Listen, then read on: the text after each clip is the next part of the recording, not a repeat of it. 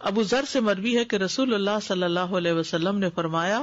جو شخص فجر کی نماز کے بعد نماز میں تشہد میں بیٹھنے کی طرح اپنی ٹانگ کو دوہرا کیے ہوئے ہو اور کسی سے بات کیے بغیر 10 مرتبہ لا الہ الا اللہ وحدہ لا شریک لہ